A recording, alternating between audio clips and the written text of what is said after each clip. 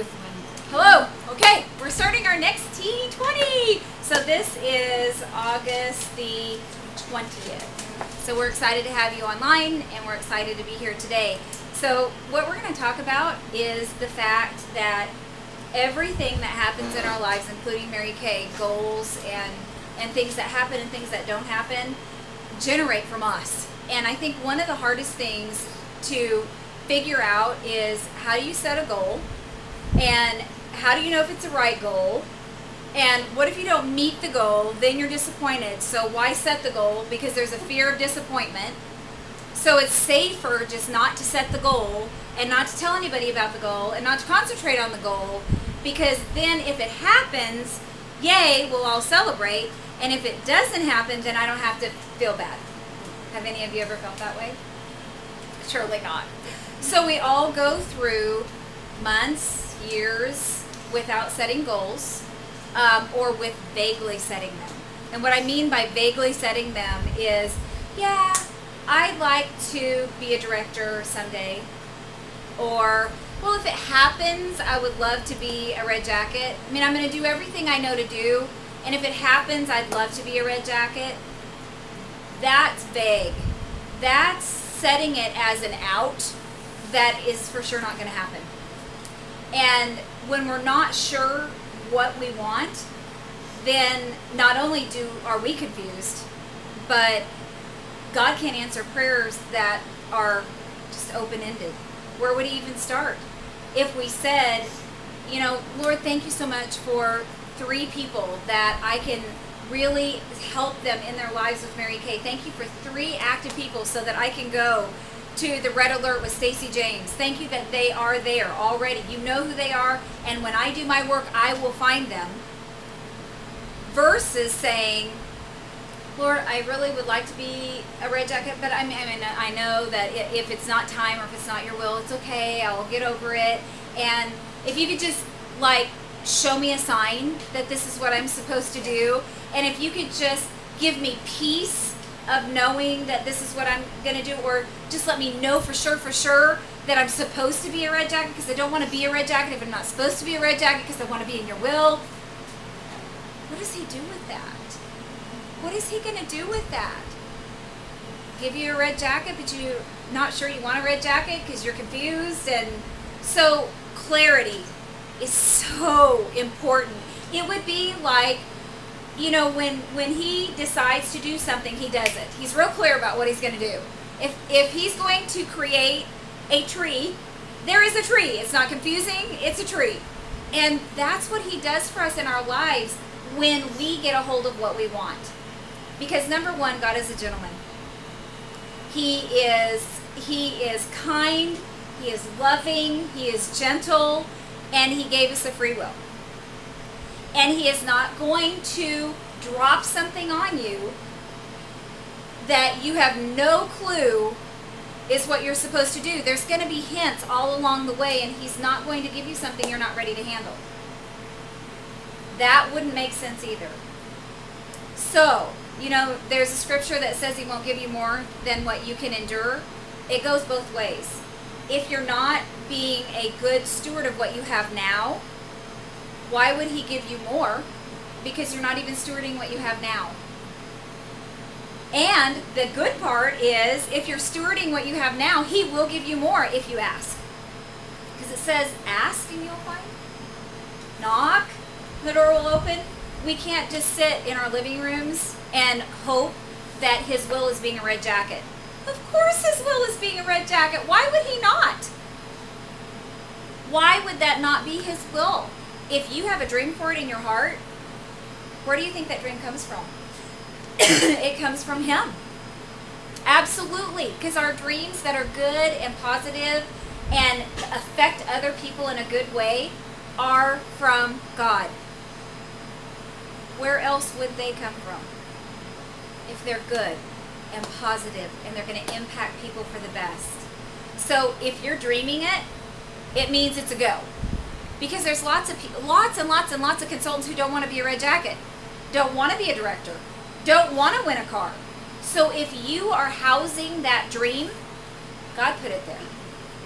Now it's what you do with the dream, how you cultivate it, how you work towards it, how you take care of it, that comes from there. So it's kind of like this, when there's a universal law or a law that works on our earth, that means it works all the way through, it threads all the way through all of our lives.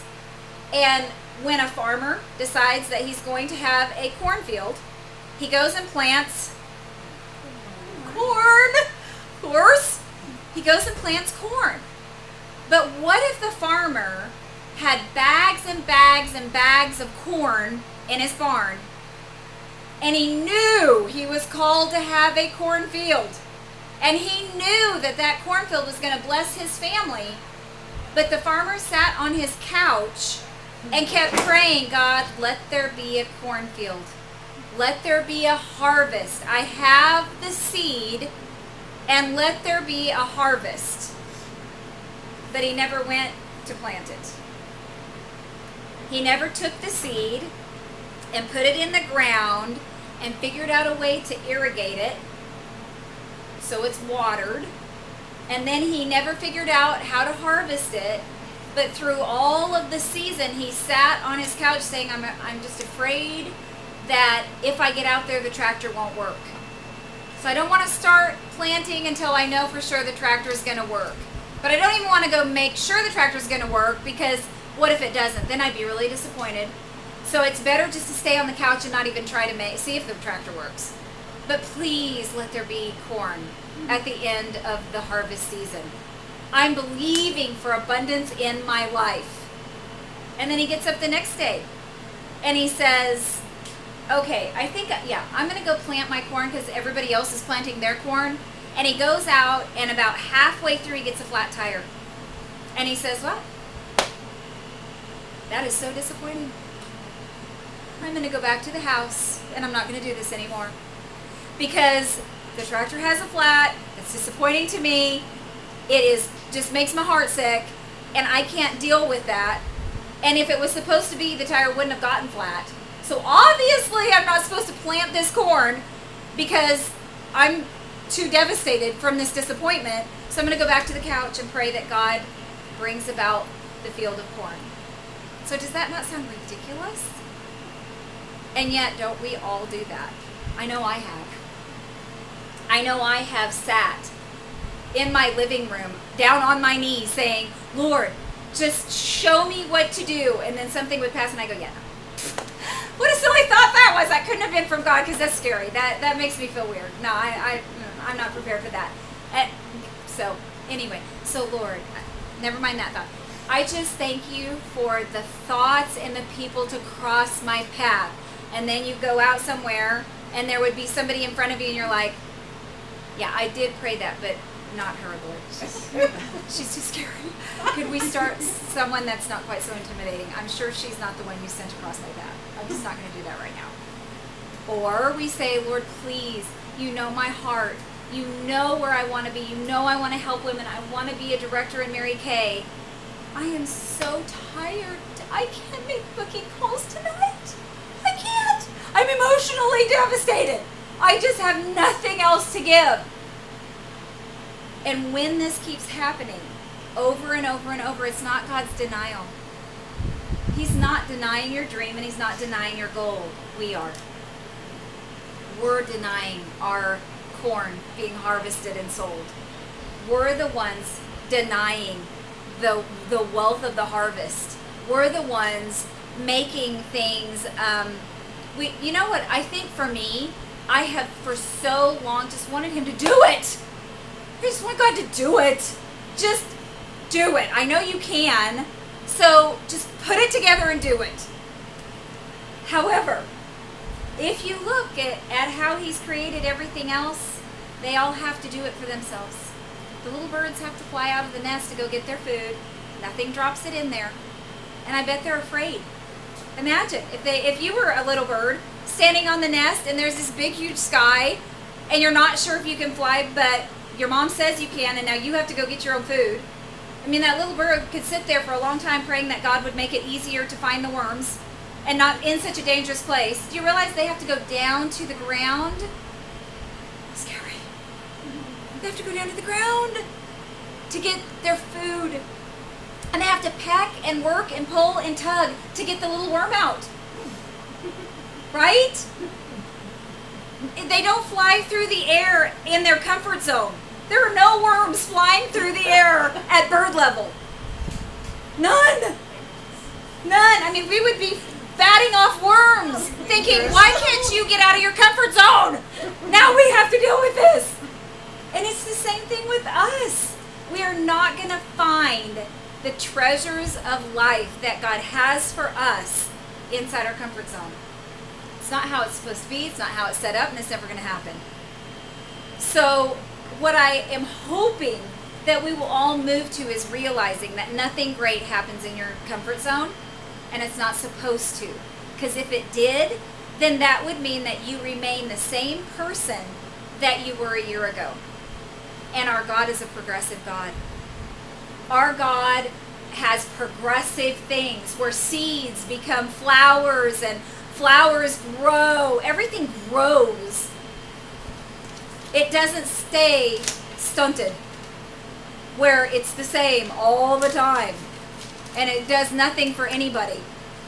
Anything that happens is out of our comfort zone. And how I wish that weren't the truth, but it is the truth. If we're going to have progress, we have to jump out of our nests. So here's another thought. This kind of gets, you guys know, if you've known me very long, I love the quantum physics thing. So if you take science and mix it with faith, with biblical law, you will find that everything is either in its potential form, which is, it just has the potential of being something, or it is something. You guys agree with me? So everything in this world is either in potential form, or it is in its form, okay? One or the other. So this seed packet, is it a marigold right now? No. But it is a potential marigold. There is potentiality inside this packet. And we know that if we dump these seeds into the dirt, the potential that is inside this packet is going to be a marigold. Because here's the picture. Right? And we have been in this culture long enough to know that if at a hardware store, if you buy a seed packet and this is the picture on the outside, what's on the inside are little seeds. And here's the quantum physics part that is so crazy and yet miraculous, is if you opened up the little marigold seed, would there be a baby marigold in there that you could see? No! What's inside that seed is not a baby marigold. It is the subatomic particles of a marigold. You can't see them, but we trust they're in there. You cannot see yourself maybe as a director, but you have to trust that the director is in there if it's a dream you have. You have to trust and know that deep inside of you, you as a director is there. You already are. These seeds are already marigolds. They're just in potential form.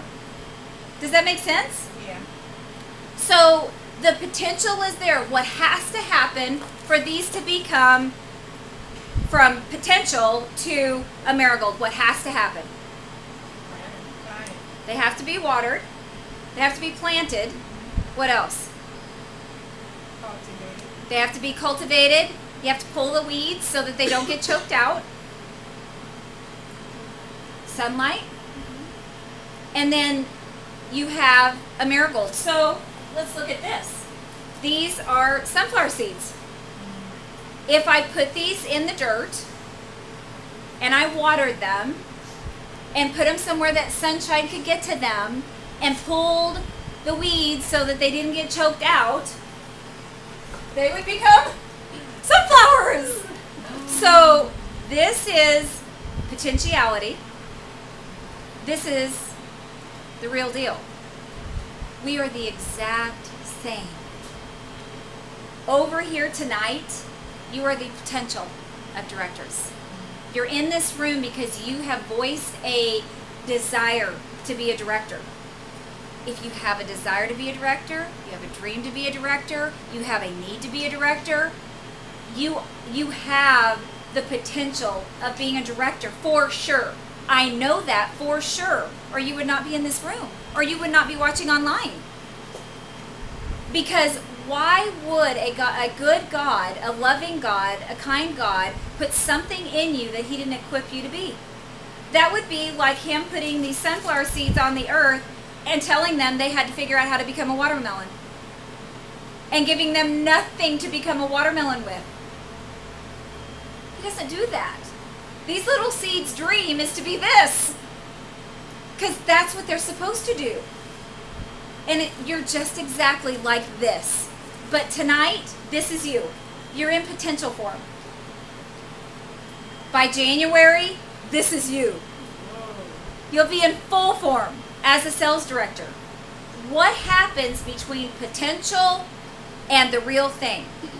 That's what drove me crazy for years and years and years, is why can some people take potential that's in them and become this really quick? And why do others not? And I figured it out. I'm so excited. So here's the thing. You are going to be so relieved that you came tonight and that you're watching. Between your potential and the realness of what your dream is, right in between here, from point A to point B, are your thoughts. However long it takes from potential to the real thing is what you're thinking. It's what's running through your self-talk. It's what you're saying to yourself without even realizing it. It's what is going through your head over and over and over again, and you're not even consciously aware of all the negative things that are running around because they're quick and they're fast and you're not conscious of them. So you stay in potential form because every time the seed starts to grow, your thoughts kill it. And then you repeat and plant the seed of directorship again, and then you get going and you get up one day and say, I don't know if I can do this. Dead. Start over. Then you start growing again. I don't know. I just don't know if I can take all of the rejection. I don't know if this is worth it. Dead. Start over again. It's the same thing as if I planted these sunflower seeds. Here's what your thoughts do. You plant the seed, and if I planted these sunflower seeds, and every time I had a negative thought, I went and pulled up the seed, how quick do you think I'd get this? Like never. Because if you plant a seed in the ground, what do? You leave it there. You don't go dig it up every day. And that's what negativity does to your seed. Every time something comes out of your mouth or runs through your head that is negative, it's digging up your seed. And that's biblical. What goes on in your mind and what goes on in your thoughts and what comes out of your mouth over your tongue is what your life will be. So if you constantly are saying, I'm fighting negative thoughts, just dug up the seed. I'm constantly, I'm fighting to keep myself up. Dig up the seed. I can't seem to get anybody to hold. Dig up the seed. So what's happening is not that God's will is not for you to become a director. The seed is there. Your thoughts and your words are digging it up 100 times a day. And then we get discouraged. And we wonder why. And we wonder why it's not going right. How unfair it is. Shouldn't be this way, shouldn't be this hard. You've been able to do everything else. But why have you been able to do everything else? I've heard this statement so many times from consultants. I don't understand why I'm not a director already because everything I've done, I've been a success at. I've been able to look at it, do what was required, and succeed. Yeah, You know why? Because if you think back of what you did, set your goal on and succeeded, your thoughts knew you were going to do it. You knew you were going to study and pass the test. You knew you were going to do your homework. You knew you were going to, whatever it was, your thoughts that were coming out of your mouth on whatever it is you've been successful in the past were, yeah, I can do that. I got that. Of course I can do that. Yeah, other people haven't been able to, but I'll do it. And then we come into Mary Kay. And every disappointment that happens, it comes out of our mouth. Every time something doesn't go in the path that we wanted it to, in the time frame we wanted it to, it comes out of our mouth or runs through our head. So how do we stop those thoughts? How do we do something different than what we've done before? So like for instance, what are your thoughts when it's time to pay bills? What runs through your mind? Do you think, great, now all the money's going to be gone. I'm going to be left with nothing as soon as I pay these bills. So you go in to pay the bills, and it's not a good experience. So guess what? It's going to keep happening like that. Because what you're thinking about and saying, you get more of, good or bad, right? So, whatever you concentrate on the most, you get more of. If you're concentrating on negative things, if you're concentrating on fearful things, if you're concentrating on how you can't, concentrating on why it's not coming together, you're going to get more not coming together, more not working, more people not holding. Does that make sense? Because the energy that you're sending to that with your thoughts are seeds. They're seeds. So if you think about every thought that comes out of your head, out of your mouth as a seed that's being planted, what you're living in right now is your harvest of your thoughts and your words. So your physical world right now is an outward expression of what's going on inside. Does that make sense to you? What's going on inside, you're living on the outside. So if you're broke on the outside, it's not an outside problem, it's an inside problem. You're thinking about not enough money, you're thinking about scarcity, you're thinking about how you're going to make it, and all those thoughts are whirling all the time, and it's manifesting on the outside. It can't do any different.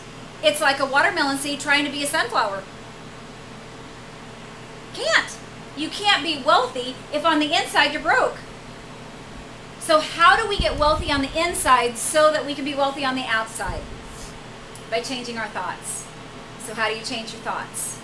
By getting really clear about what it would look like to be wealthy, or what it would look like to be a director, or what it would look like to have the lifestyle that you're wanting. How do you do that? By the pictures in your head. So here's, some people say, I can't do that visualization thing. I'm not good at it. Yes, you are. How many of you have ever had a time when you couldn't get a hold of somebody that you loved a whole lot? A relative, a kid, and 30 minutes passes. And then 45 minutes pass, and you're getting more and more upset. And then what does your mind do? Goes on this picture image of all the horrible things that have happened. You visualize all the horrible things that could possibly have taken place in your head while you're waiting for that loved one to call back. Have you all experienced that? That's visualization. Yes, you can visualize. You do it negatively all the time. It's just we're so used to doing the negative that we haven't learned to do the positive, and it feels uncomfortable, so it's a little bit more of an effort. How many of you have, for one reason or another, money's tight, and you're sitting at your desk, and before you realize it, you're in your mind seeing the tow truck take your car off because you couldn't make the car payment, or you're seeing your kids going without food, or do you know what I mean? Whenever we're worrying about something, we see all kinds of visualization in our head. All kinds. How about this? You get in a fight with someone, and They're better at words than you are. So you stand there going, and then they leave, and for 2 hours, 3 hours, 10 days, a year, you're going through an imagery of them standing and you going, oh, really? Well, let me tell you what I think about that. La, la, la, la, la, la, la. And you are visualizing what you wish you would have said. That's visualizing. We make it so hard when we try to move it to the positive side, but we do it every day. And the visualizing that's happening in your head right now, you're living.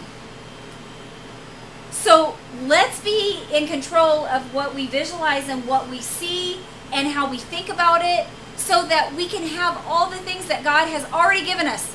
Do you realize that's a big thing? Is God has already given you all the dreams and desires of your heart. They're already here.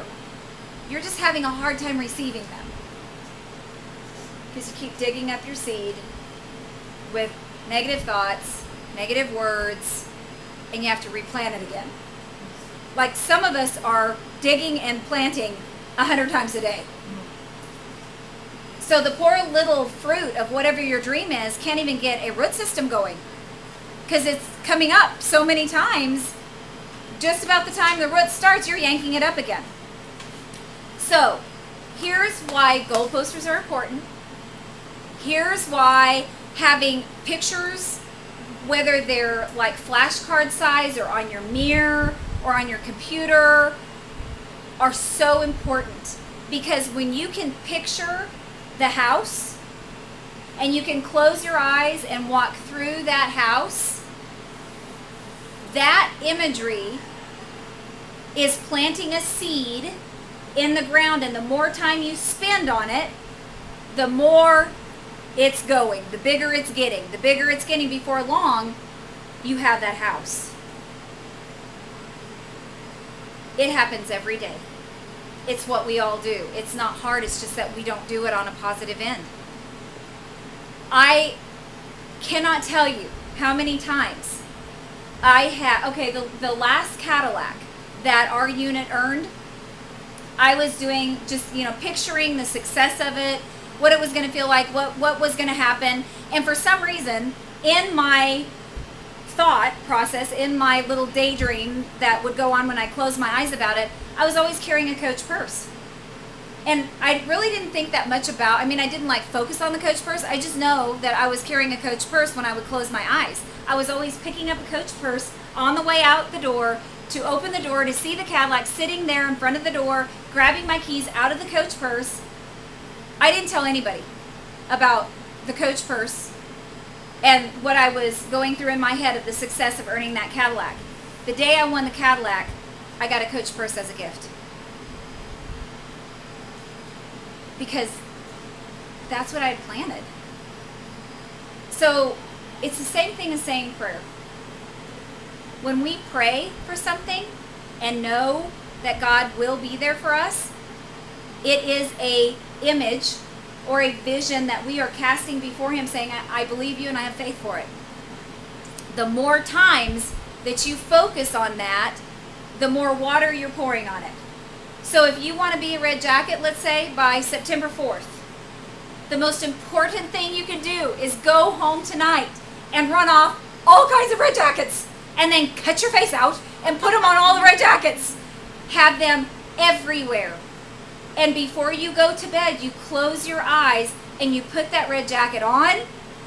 You feel your arms going in it. You feel yourself buttoning it up. You watch yourself get out of the car with all the other red jackets and go into the meeting, because everything starts with your thoughts. Your thoughts start first, and then guess what happens? Your behavior follows. So if you're not making the calls you should be making right now, it's not a discipline problem, it's a thought problem. If you're not doing the faces that you should be doing to move forward, it's not a call problem, it's not a discipline problem, it's not that you're too tired, it's not that you have too much on you, because somebody with more than you have on you is doing it. So none of those are even what it is. It's a thought problem. That's all. you don't really see yourself there, or you would be behaving so. So we can't change our behavior. How many of you know that?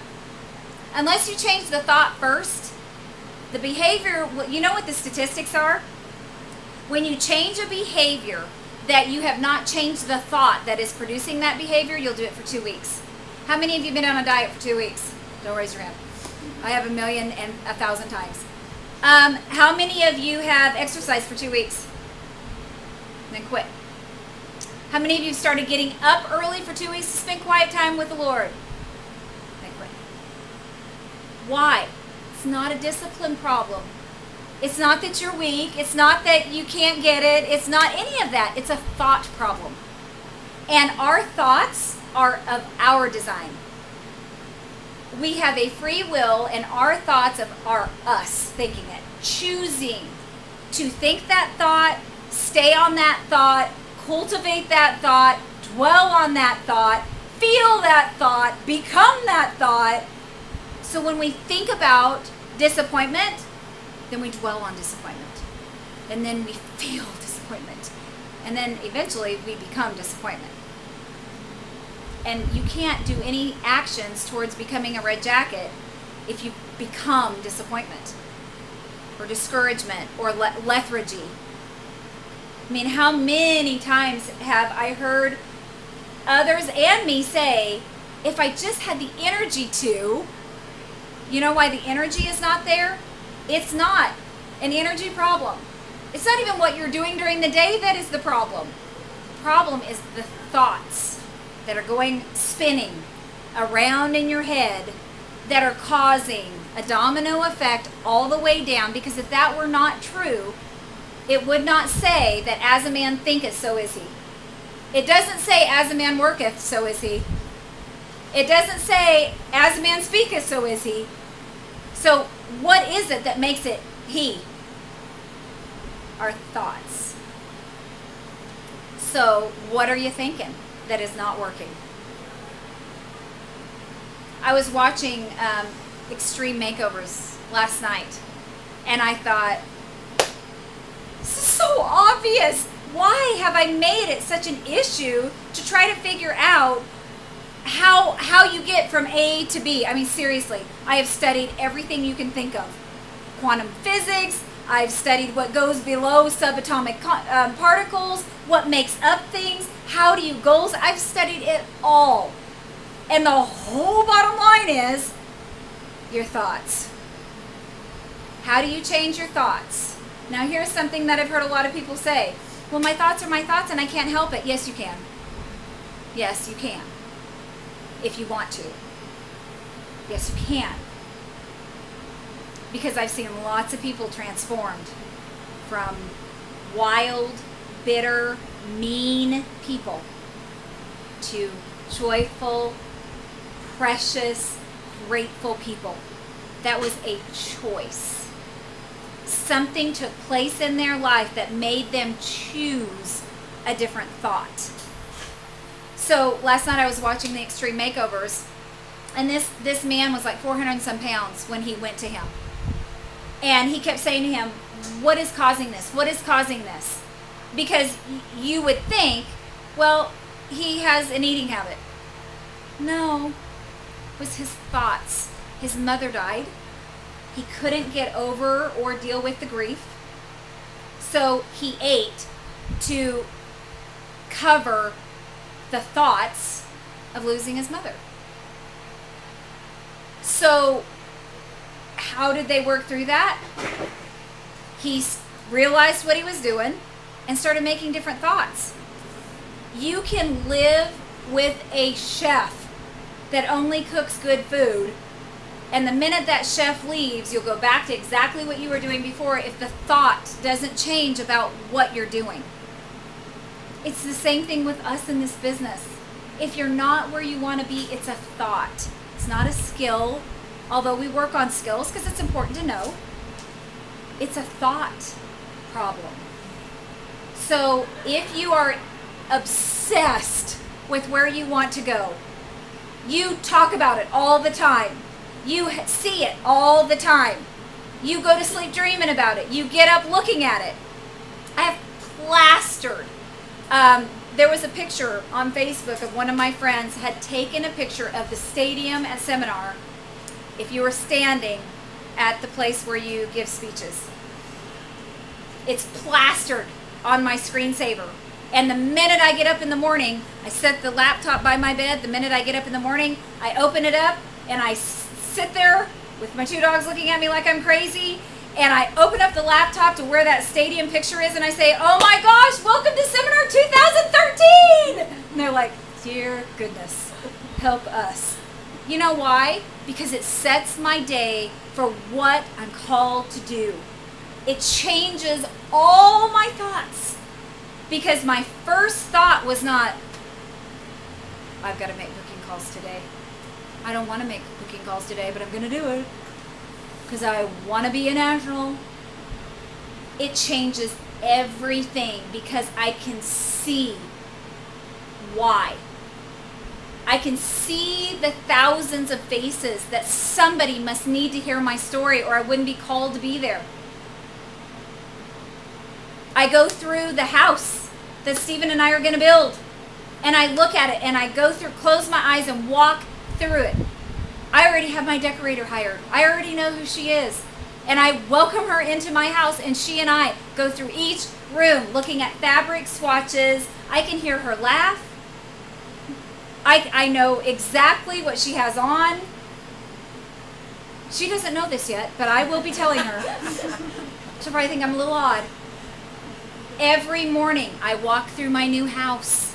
I can hear Jordan and Dylan in the swimming pool in the back, laughing and hitting a ball back and forth over the net in the swimming pool.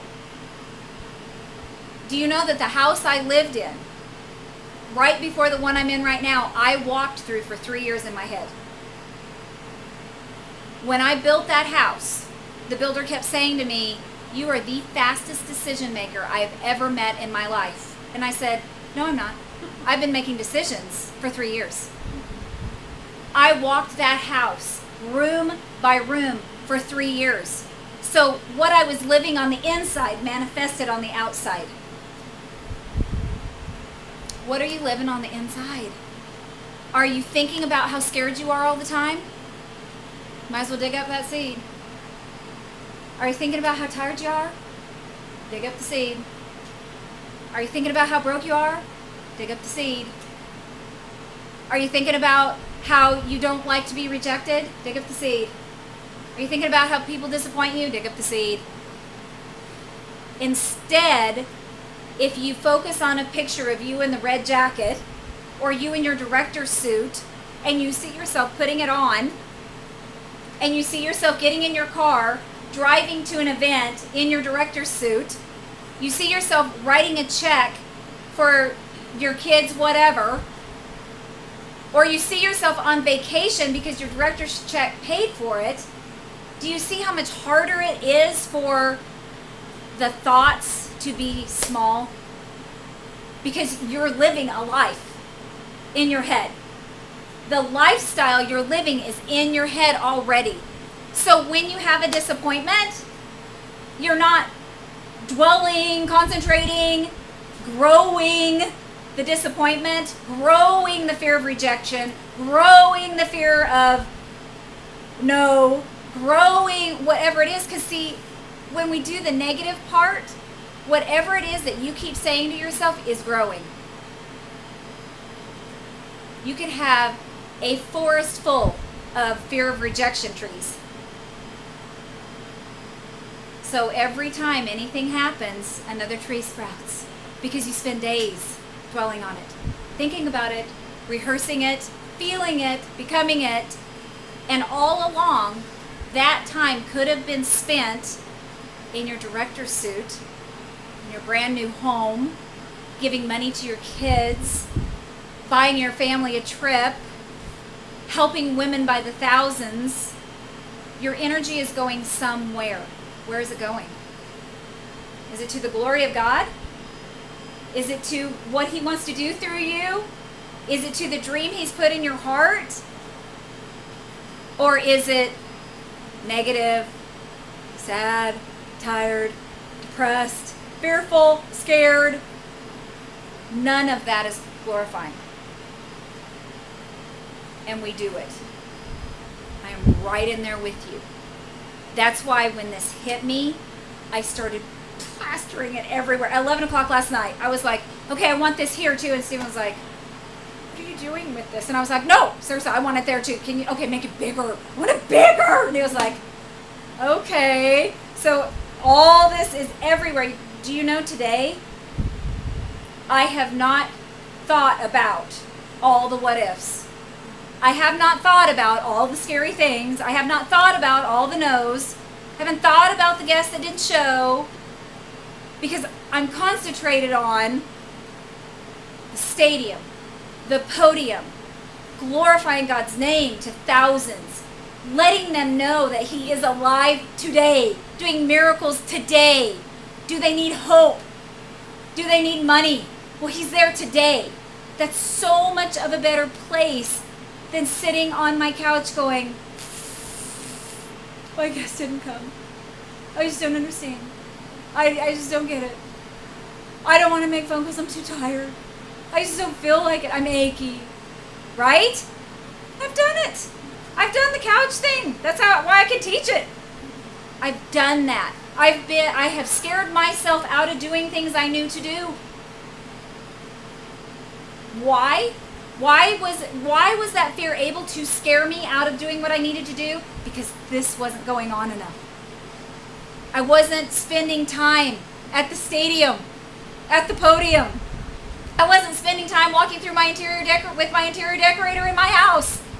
I wasn't spending time listening to my kids. I was dwelling on all the negative. Blah, blah, blah, blah, blah, blah, blah, blah.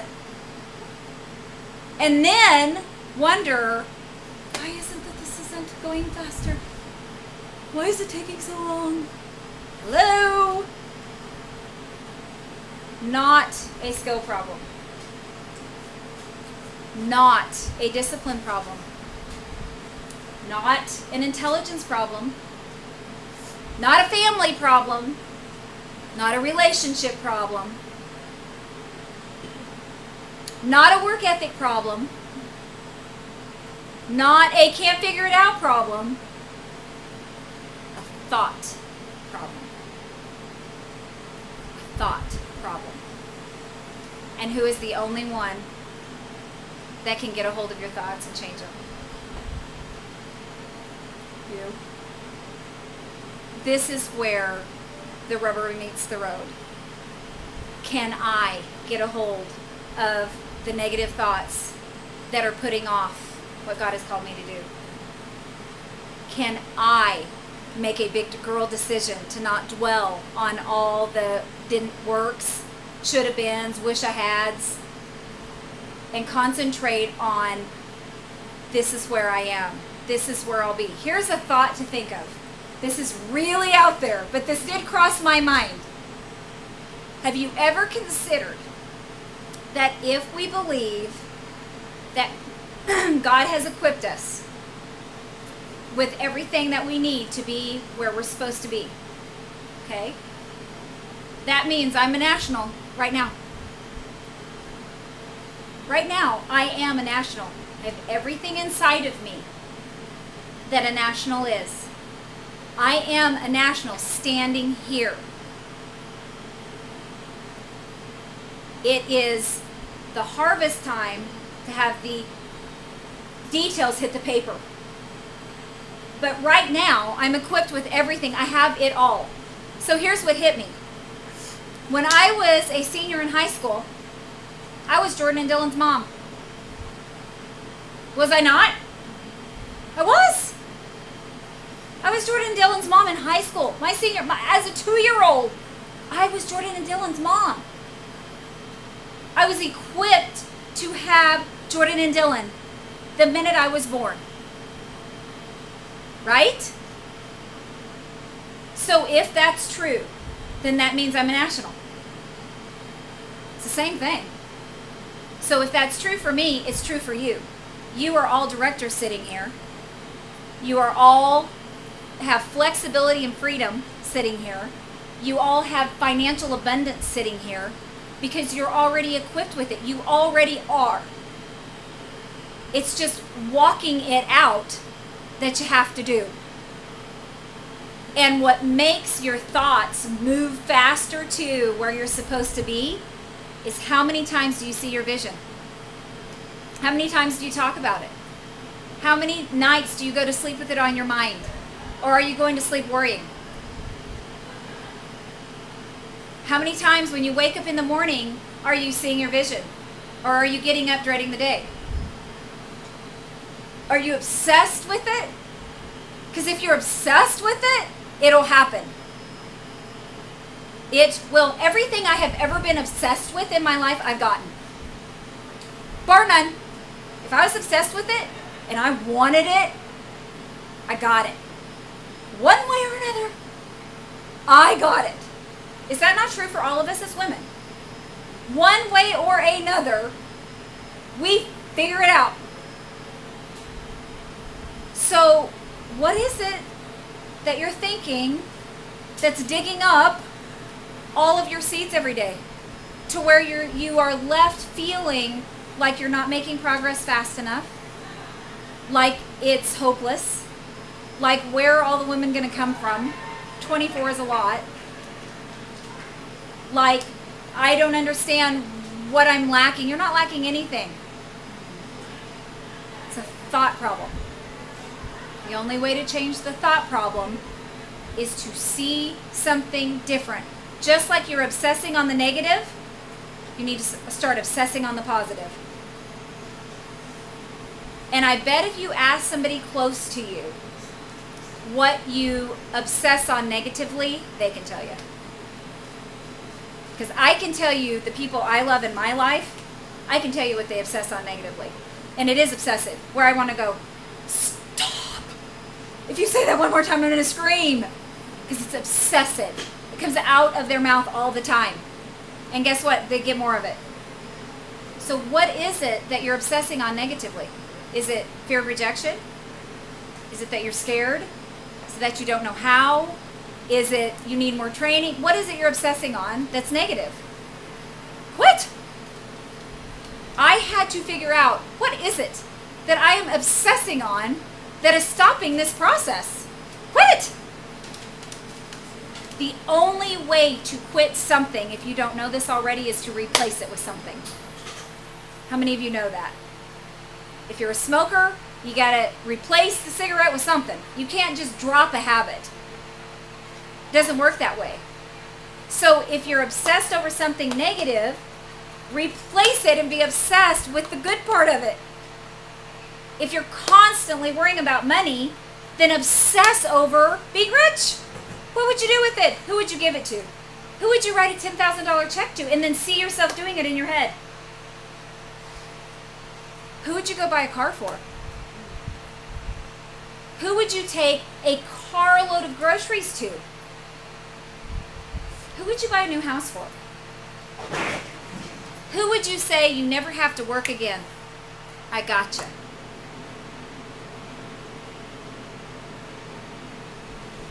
All those questions I just asked you are potential. Whatever you were seeing when I was saying those things, that's your potential. Whether it stays in potential form or goes into a reality is up to you. And what's in between here? Your thoughts. Because if your thoughts are right, you'll do the action. If the thoughts are right, you'll make enough booking calls. If your thoughts are right, you'll go out and meet the new people you need to meet. If your thoughts are right, you'll do your marketing plans. If your thoughts are right, you'll have your new recruits. You will do the action that it takes if your thoughts are right. And you have control over those by choosing to think of something different vividly.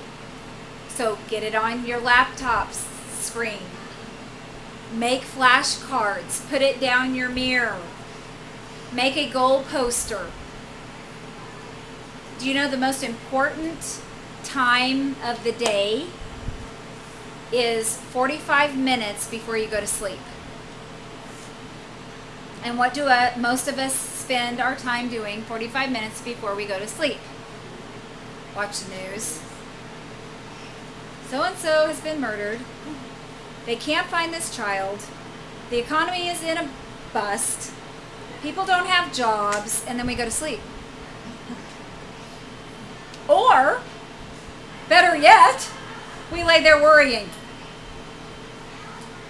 Turn off the light, turn off the TV, and lay there and can't go to sleep because you're busy worrying. The most important time before you go to sleep and you're spending it planting seeds of what you don't want. Putting seeds in the ground of everything you don't want in your life. But seeds are going to grow, good or bad. And the more you water them, the more they grow, good or bad. So every night, are you watering a negative garden? Are you watering your broke garden? Are you watering your rejection garden? Are you watering your can't figure it out garden? What are you watering? What was I watering? That's why I put my laptop beside my bed and I'm looking at it, and then I'm looking at it in the morning. And here's what I've started doing. When I walk outside, if I see something and I catch a negative thought about it, I rethink it about the way it's going to be. Okay, so like for instance, there's a big huge hole in my yard right now because they pulled out a pine tree. Gaping hole. My husband had huge shoulder surgery. He's not going to be filling up the hole. It's a large hole. Without even realizing it, I was walking down the steps going, that is the ugliest hole. I cannot believe that that is adding to the rest of this. This is running through my head. I hate this yard. I can't wait to get it landscaped. This is all running through my head. And I stopped and I thought, oh my gosh.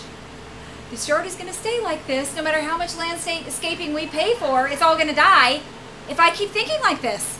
So I stopped and thought, okay, let's see the beautiful yard that's landscaped with the sprinkler system, lush green everywhere. My neighbors probably thought I was crazy because I was standing there going, look at that grass.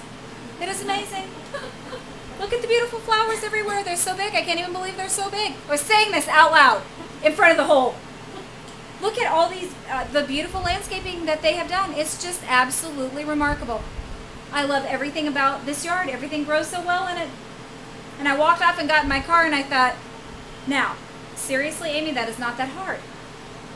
But until you're conscious of what you're doing, we go through life creating what we don't want. Complaining about what we don't want, and then we get more of what we complain about. Obsessing, dwelling, worrying about what we don't want, so we get more of it. When all we have to do is make one tiny little switch, and that is, oh, cannot believe I was thinking that. I'm going to think this. I am a picture person, image. I have to have pictures, so guess what I'm going to do tomorrow? I'm going to cut out landscaping. I'm going to cut out pretty trees and big flowers. Because I do better. All I have to do is look at that picture a couple times and then my brain's got it. But it's real vague in my head if I don't see a picture first. So get a picture. Were you going to say something? Yeah, I was just going to say something that helped me recently. Here, come up here so they can hear you. This is Donna. Hello. I was going to say, something that helped me recently was this whole thought thing and creating the thought. The thing that helped me was changing that for me. This is my personal thing, was an experience. What do I want to experience? So instead of so much thinking about a thought, is I get to experience what I choose to do. So if I want to have this experience be good, then I need to think about it in a good way, and that's my choice. So for today, I mean, it could have been a horrible day. I chose to think of it as what do I want to experience? So that kind of helped me. It's good. So you can interchange thought with experience. You know, you can it's very hard to think of being wealthy. I mean, how do you even picture that? What do you think, stacks of money? That's weird. How do you even see stacks of money? None of us have seen that much money in one place. That's weird. You can't even get your head around it. So to think of wealth, you envision the lifestyle that wealth would bring. Writing the checks, sending them in the mail anonymously, giving somebody else's kid a college education, giving your own a college education, buying a new car for somebody, taking somebody you love and buying all the clothes they could ever want, telling them to pick out anything. One of the things my grandmother did for both my boys that changed their attitude about life and money and success is when they hit 17, she took them both to a car lot and said, pick a car, it's yours, because I love you. Not because of what you've done, not because of your grades, not because of your behavior, just because I love you. And they each picked out a car, and she wrote a check. Now my grandmother could not have done that had she not had money. Wouldn't have happened. She might have wished she could have, but would that have changed my kids' lives? And I think all of us wish we could do something, but if we really want to change somebody's life, it's having the ability to do it. And money is one way, but the second way is we can change people's lives by who we are. And if we are not walking in who we're supposed to be, in the best of who we're supposed to be, then we're not impacting people either. We wish we could impact them, but we've got the same problem they have.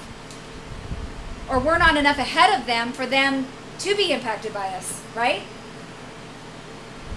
So hopefully we will all get our pictures and what we want to see in our minds and change our thoughts. It's habitual. The negative thoughts are just a habit. They're probably the same thoughts that you picked up somewhere in your childhood from somebody. And you're the first one in the succession line of your family to cut the tie of that thought. It's you that get to cut the tie. Why is it you? I don't know, but you're the one getting the information. So if you're getting the information, then it's your responsibility to do something so your kids don't deal with this. Your nieces, nephews don't deal with this. That you leave a legacy of abundance in all areas of our life. Okay, so that's it. Go plant the seeds. Good seeds. We're done.